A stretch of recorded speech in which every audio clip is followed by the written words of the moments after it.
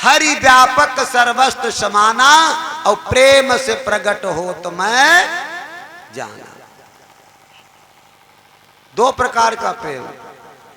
एक प्रेम बताया गया है बंदर की तरह। बानरी अपने बच्चे को छोड़ देती है और कुछ चुगने खाने लगती है।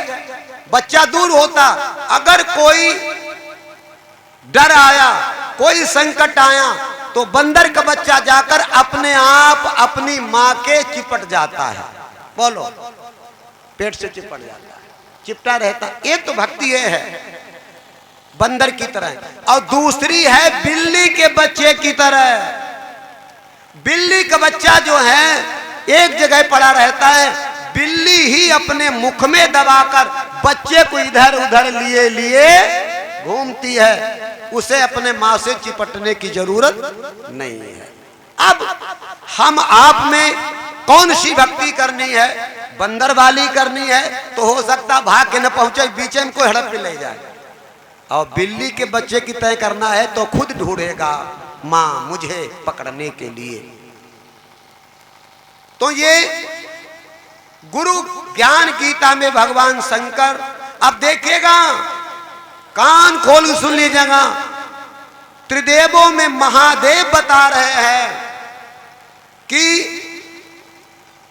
जो आत्म साक्षात कराता है, अंदर में परमात्मा का दीदार कराता है, ऐसे संत सदगुरु के केवल दर्शन हो जाए, उनका चरण स्पर्श हो जाए, उनके हाथ का कुछ मिल जाए, मानो कई जन्मों के पातक नष्ट हो जाएंगे। इनके लिए लिखा है श्री सद्गुरुदेव, जय जय श्री सद्गुरुदेव। इनके लिए लिखा है संत मिलन को जाइए तज माया अभिमान, और जीव जीव पग आगे पड़े कोटि यज्ञ। ये भोलेनाथ कहते हैं ऐसे सदगुरुओं के लिए इशारा किया गया, दर्शन करने जाइए, करोड़ों यज्ञों का फल मिलेगा। और हम आप भागीरथी गंगा के किनारे आए हैं, यहां हम भागवत का भी भाव बताते हैं। गंगा के किनारे पहुंचे, स्नान करते हैं, जल पीते हैं, और साथ ही साथ यहां पर हमें संत महात्माओं के दर्शन का फल मिलता है। कई बार बताया गया, कुछ लोग स्नान करके सोते पाप नष्ट हो जाएंगे, ऐसा तो कोई नहीं सोच रहा है। पाप धुल जाएंगे, नहीं धुलेंगे, नहीं धुलेंगे, पक्का है। हम पे स्टाम्प लिखवा लो, पाप धुलेंगे ही नहीं। और जहां पाप धुलेंगे उसका तुमको रास्ता ही नहीं मालूम है। अभी मैंने बताया वो मार्ग ही नहीं पता है। जिस मार्ग से हम अपने आप घर पहुंचेंगे उस मार्ग पे चले नहीं, और जहां से घर नहीं जा पाएंगे उस मार्ग पे जा रहे हैं। कैसे मिलेगा देश? एक बात हम तुम लोगों से हाँ ना का जवाब लेंगे। क्या संसार में बेटा और माता से बड़ा कोई नाता होता है? बोलो माता। मां अपने बेटे के लिए क्या नहीं कर सकती? बोलो। मां अपने बेटे के लिए क्या नहीं कर सकती? कौन सा दुख नहीं झेल सकती? मां अपनी संतान को जन्म देती है। अगर ठंडक का महीना हो, अगर एक तरफ बच्चा पेशाब कर दे, रोए तो उधर कर लेती है, उधर भी पेशाब करके गीला कर दे तो बच्चे को बीच में कर लेती है, और अपने आप भीगी पेशाब हम चली जाती है। अगर बीच में भी गीला हो जाए तो माँ गीले में हो जाती है और बच्चे को अपने पेट पर बोलो लिटा लेती कि नहीं? माँ संतान का नाते से बड़ा कोई नाता नहीं। बड़े गौर से सुनना हम क्या कहना चाहते हैं। ये माँ गंगा बह रही है, इनका भी एक बेटा है। उनका नाम मालूम है? बोलो। भीष्म पितामह। महाभारत में इनकी कथा आती है। मां गंगा के पुत्र है भीष्म पितामह।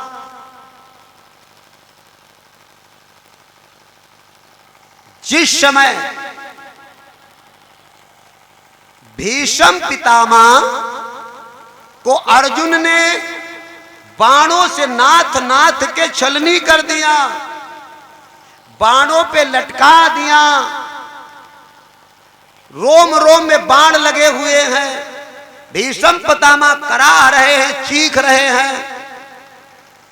तब भगवान श्री कृष्ण उनके पास गए, पूछा दर्द तो नहीं हो रही है? तो भीष्म पितामह ने कहा दर्द हो रही है, लेकिन क्या है, जहां पर होनी चाहिए वहां पे नहीं हो रही है, और जहां पे नहीं होनी चाहिए बोलो वहां पे हो रही है। क्या मतलब? जहां पे दर्द होनी चाहिए वहां नहीं हो रही है, और जहां पे नहीं होनी चाहिए वहां हो रही है। इसका मतलब क्या है? तो भीष्म पितामह ने कहा घाव मेरे बदन में लगे हुए हैं, हम बाणों पे लेटे हुए, मेरे बदन में दर्द नहीं है, दर्द हमारे दिल में है, मेरी आत्मा में है। मैं महायोगेश्वर हूं, मैं तप करके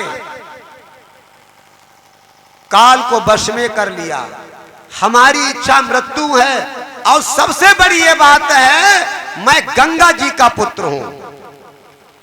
एक हौसला होता है नहीं, जैसे आज लड़का कहा हम विधायक के लड़का हैं, कह दे तो नहीं कह दे। हाँ, कोई कहा तुम जानते नहीं हम लंबरदार के लड़का हैं, बोल अड़ाई के कहा तो नहीं कहा। तो भीष्म पितामह भी कह रहे हैं हम गंगा जी के पुत्र हैं। तो कृष्ण बोले क्यों? इतना होने पर भी मैं बाणों पे दुख झेल रहा हूं, अपने प्राण नहीं छोड़ पा रहा हूं। ऐसा कौन सा मेरा पातक है, ऐसा कौन सा मेरा पाप है जिसका मैं भोग रहा हूं।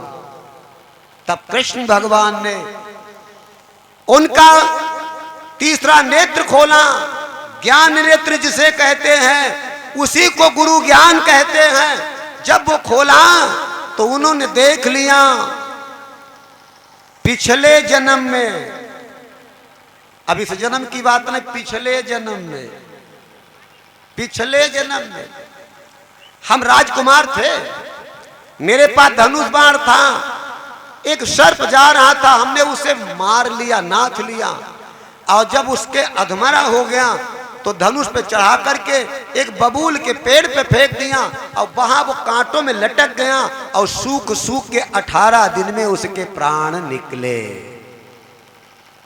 अब देख लिया, आज उसी का बदला चुकाने के लिए वही सर्प अर्जुन बन के आया है, और मैं वही राजकुमार भीष्म पितामह बन के आया हूं, बदला दे रहा हूं। अब बोले अब दर्द नहीं हो रहा है, भीतर भी नहीं बाहर नहीं, कि अब मालूम हो गया मैं अदा कर रहा हूं, और जब तक अदा नहीं होगा तब तक चैन नहीं मिलेगा। बाबा जी लिख रहे हैं जो काया से पातक होई, और बिन भोगे छूटे ना कोई। कहने का तात्पर्य हमारा है अब आज और कल यहां रहो, कसम खा लो कि आगे अब हम कोई पातक नहीं करेंगे, तो हो जाएगी स्नान। और तुम सोचते हो साल भर पातक कर ले, वही गंगा जी नहाए ले पाप धुई हैं। अरे अपने बेटे के पाप नहीं धुले, अपनी संतान के पापों को नहीं हरण किया, तो हमारे आपके कैसे धुल पाएंगे भाई। हाँ, यहां से एक लाभ मिलेगा। क्या लाभ मिलेगा? अगर ऐसा कर सको तो करो कि हे मां, अब तक हमने जो भी पाप किए हैं हम यही छोड़े जाते हैं। पाप जो किए हुए पाप हैं वो नहीं छूटेंगे। कि पाप करने वाले कर्मों को यहां छोड़ सकते हो, ये है ज्ञान। तुम किए हुए पापों को यहां नहीं छोड़ सकते, लेकिन पाप करने वाले कर्मों को यहां छोड़ सकते। जैसे तुमसे चोरी हो गई, पीछे डकैती हो गई, तुमसे गलत काम हो गया, ठीक है ना, उसका दोबारा करना यहां छोड़ सकते हो, और जो कर लिया वो तो भरना ही पड़ेगा, ये बच नहीं सकता। और उसे छोड़ते नहीं हैं, इंतजार में रहते हैं साल भर। क्यों? कहते मकर नहाए लो पाप कट गए हैं। और हम तो कहते हैं 11 मास पाप को टीका, और का कर पाई है मकर पुनीता। 11 महीना तुमने पाप करो, 12 महीना नहाई लो, तो का हुई पे है? कुछ नहीं होने वाला। संत सदगुरु बताते हैं, समझाते हैं कि हम अपने पापों को नहीं यहां छोड़ सकते, अपने गलत कर्मों को यहां छोड़ कि आज से हम ये कर्म नहीं करेंगे, ऐसा भाव बनाकर जाओगे तब तुम्हें फल मिलेगा। और एक जगह है, क्या है जगह वो? फिर देखो भागवत में, एक एक बात सुन लो, भागवत में क्या लिखा है। गंगा जी की कथा में लिखा, हम इन्हीं की कथा में तुमको बताने जा रहे हैं। बताया जाता है भगवान विष्णु के चरण कमलों से गंगा मां का जन्म हुआ, ये कथा में है। राजा बलि के द्वारे जब विराट रूप रखा था, 3 कदम नापे हैं, ब्रह्मा जी के यहाँ पैर पहुंचा तो उन्होंने उनके चरण को धुल करके रख लिया था कमंडल में, वही एक कथा कहती है। अब आपको एक बात और बताने जा रहे हैं। बाद में भागीरथ के पूर्वजों का उद्धार होना है, तो बताया गया कि ऐसा अगर करो तो तुम्हारा भला हो सकता है। भगीरथ गंगा जी को ले आया, हम कथा नहीं सुनाएंगे। भगीरथ पहुंचे भगवान विष्णु के पास में, ब्रह्मा जी के पास में, का बेटी भगीरथ ने तप किया है, अब तुम पृथ्वी पे जाओ। तो गंगा जी ने कहा मैं तुम्हारी पुत्री हूं। किसकी? ब्रह्मा की भी पुत्री हैं और भगवान विष्णु के चरणों से जन्मी है। पुराणों को, संतों का कथा, संतों का ज्ञान थोड़ा पुराणों से अलग होता, वो तो सत्य का संग होता। अगर हम सत्य संग बताएं ना, तो यहां पर पूरे नगरिया में सभी लोग हैं। हमारे धर्म शास्त्रों में 4 वर्ण बताए गए, ब्राह्मण, क्षत्रिय, शूद्र और वैश्य। हमारे पुराणों में लिखा है ब्रह्मा जी के मुख से ब्राह्मणों का जन्म हुआ, भुजाओं से क्षत्रियों का जन्म हुआ, पेट से वैश्यों का जन्म हुआ और पैरों से शूद्रों का जन्म हुआ। तो हम आपको ये भी बता सकते हैं कि गंगा जी जो है कौन है, अपनी तरफ से नहीं, पुराणों की तरफ। निरंजन के पुत्र 3 हैं, ब्रह्मा विष्णु महेश, 3। ब्रह्मा विष्णु सगे सगे भाई है। जब ब्रह्मा जी के पैरों से जो पैदा होता है वो शूद्र होता है, और उनके भैया विष्णु के पैरों से जो पैदा हो वो कौन होगा? शूद्र होगा। बोलो होगा कि नहीं? तो गंगा जी विष्णु जी के पैरों से पैदा हुई, पुराण कहता है, तो ये शूद्र है। या तो पुराण भाई गलत कहते होंगे। और भगवान कृष्ण कहते हैं जो सेवा करता वही बड़ा है। इसलिए देखिएगा ये सेवा में लगी है, प्यास बुझाती है, पृथ्वी को तृप्त करती है, प्रकृति को हरा भरा करती है, और बाद में यहां तक जो मर जाते हैं, मरने के बाद में उनकी अस्थियां वगैरह विजर करते हैं, उनका भी उद्धार की सेवा है। इसलिए इनका जल, जब ये शूद्र है ना, तो इनका जल लेकर मुख में डालते हैं, अमृत होता है। इसीलिए चाहे वो ब्राह्मण हो, चाहे क्षत्रिय हो, चाहे वैश्य हो, चाहे शूद्र हो, उसके चरणों का, शूद्रों के, यही शूद्र को धुलकर ही चरणामृत बनता है। नहीं, मस्तक को धुल के नहीं चरणामृत बना लेते, खपड़ी को धुल के पी लेते। तो ये अब मैं क्या बताने जा रहा हूं। विष्णु जी ने कहा पुत्री जाओ तुम। अब ये मत सोचना भागवत में लिखा है, तो गंगा जी ने कहा मां पिताजी हम वहां जाएंगे तो हम तो पापियों के पाप धोएंगे, हम तो पापिनी हो जाएंगे, हमारा उद्धार कैसे होगा। तो कहा पहली बात तुम अपनी धारा को प्रवाह करोगी और उस धारा को बहाते बहाते बहाते बहाते सागर में मिला दोगी। सागर में तुम्हारे पाप चले जाएंगे। अब फिर सागर का काम रह गया, तुम्हारे पापों को कैसे बादल में बदलेगा, बादल बनेंगे आसमान में, फिर वो पत्थर बन के बरसाएगा, हल्का करेगा। और फिर भी तेरे पाप रह जाएं तो विष्णु भगवान बताते हैं देवी तुम्हारे जल में साधु संत स्नान करेंगे तो तुम्हारे पाप धुलेंगे। अब आपको पता लगना चाहिए पाप धुलने का, पाप समाप्त करने का रिंच कौन है? बोलो कौन रिंच हुआ? गंगा जी को विष्णु भगवान ने बताया कि है गंगा तेरे पापों को समाप्त करने के लिए साधु संत होंगे। साधु माने साधना करने वाला। देखो साधु बनने के लिए ज्ञान की जरूरत नहीं होती है, वेद पढ़ने के लिए, पुराण पढ़ने के लिए ज्ञान की जरूरत है। और साधना कोई कर सकता, उसमें कोई ज्ञान की जरूरत नहीं है। और संत भी कोई बन सकता, हाँ, लेकिन परम संत नहीं जल्दी बन सकते। परम संत क्या होते हैं, परम संत क्या होते हैं, ऋषि क्या होते हैं, ब्रह्म ऋषि क्या होते हैं, मुनि क्या होते हैं, ये बहुत लंबा विषय है, इनकी डिग्रियां हैं। तो भागवत जब बता रही है, अपनी विष्णु भगवान अपनी लड़की को बता रहे हैं कि बेटी तुम्हारे पापों को धुलने के साधन संत हैं, वही तुम्हारे पापों को धुलेंगे। और हम आप संतों के पास जाते नहीं हैं, गुरुजनों के पास जाते नहीं हैं, उनका ज्ञान समझते नहीं हैं, उनकी पूरी बात समझते नहीं हैं और सोचते मेरे पाप समाप्त हो जाएंगे।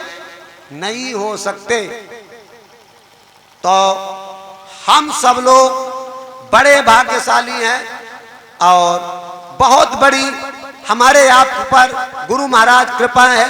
तो इसमें जो समझाया जा रहा है, समझाया क्या जा रहा है, यहां आए हो, अगर तुम नशा पान करते हो या तुम मांस मदिरा खाते पीते हो, तुम जुआ खेलते हो या तुम अन्य गलत कर्म करते हो, यहां आकर उन कर्मों को छोड़ सकते हो।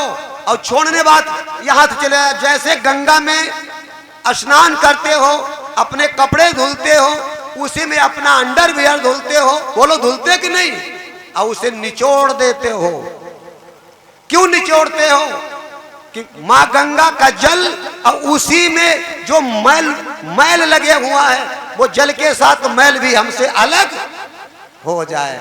ऐसे ही हमारे आप के अंदर में जब यहां स्नान करते हो तो बाहर काया का मैल नहीं, बाहर काया के मैल से कोई मैया को मतलब नहीं, हमारे गलत कर्मों का मैल, हमारे गलत विचारों का मैल, हमारी गलत भावनाओं का मैल, हमारे गलत खान पान का मैल यहीं पे नहाने के बाद निचोड़ दो। जैसे अंडरवियर को, कपड़े को निचोड़ दिया, अपने को निचोड़ दो और फिर घर चले जाओ। फिर दोबारा हमारे आप के अंदर में अगर गलत कर्म नहीं प्रवेश होते हैं, फिर वो नहीं आते हैं, तो आगे हमारा बंद हो जाएगा वो। जय श्री सद्गुरुदेव। जय जय श्री सद्गुरुदेव। फिर क्या होगा?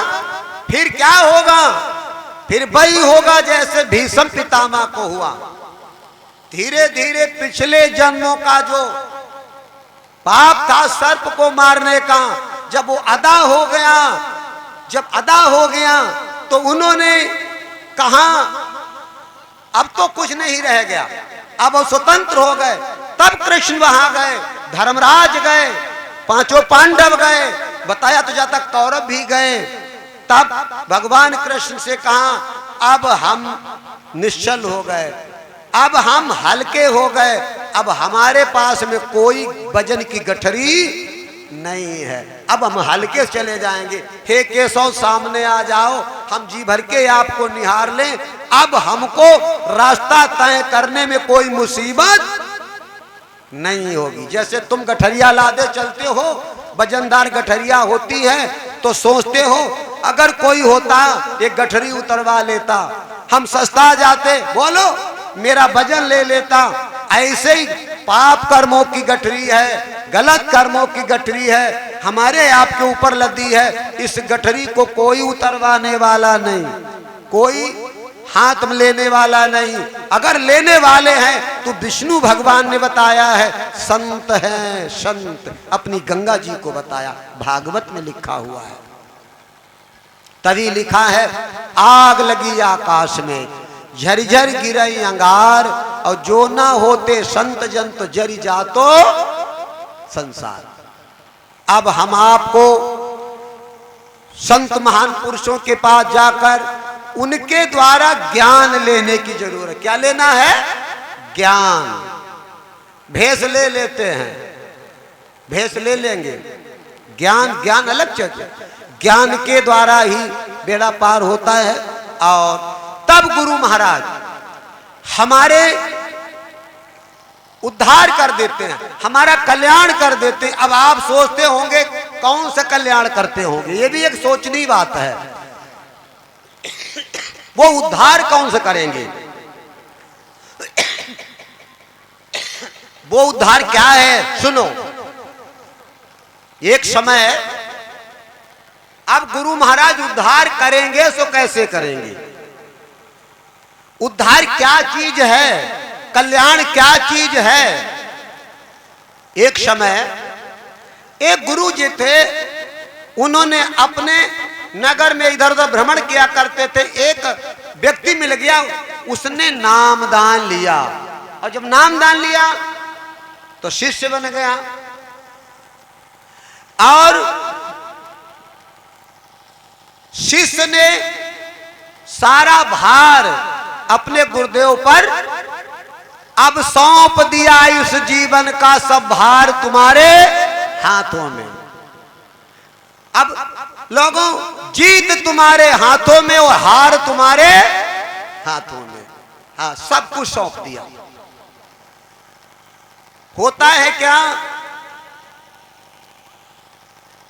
जब कतई समर्पित हो गया शिष्य, देखो समर्पित होना बड़ा काम है और कह देना आसान काम है। कहना कहा तो मुंह से जा सकता। अभी मैंने बताया आत्मा की गहराई, जब तक तुम्हें गुरु महाराज के वचन कानों को छूते रहेंगे तब तक भला होने वाला नहीं है। फिर जब तक गुरु महाराज के वचन दिल तक पहुंचेंगे अब भी पूरा भला होने वाला नहीं है। जब गुरु महाराज के वचन आत्मा को छू जाएंगे, आत्मा को, उसी दिन से भला हो जाएगा। आत्मा, कान में कुछ और होता है, दिल की बात अभी मैंने बताई, और आत्मा की बात कुछ अलग होती है। अभी बताई कानों से प्रेम भी आत्मा का प्रेम होता है, आत्मा से आत्मा के मिलन का। भागवत में राधा से पूछा था सखियों ने कि तुमने कौन सा प्रेम किया है कृष्ण से, हमको भी बता दो। तो राधा ने क्या जवाब दिया, मैं ऐसा बाग चाहती हूं। कौन सा बाग? प्रेम का बाग, जिसकी नित कलियां खिली रहे और आत्मा से आत्मा का मिलन रहे और अखियन से अखियां, आत्मा से आत्मा का मिलन। उन्होंने कान का कान का मिलन नहीं बताया, दिल का दिल से मिलन नहीं बताया, आत्मा का आत्मा से मिलन भागवत में।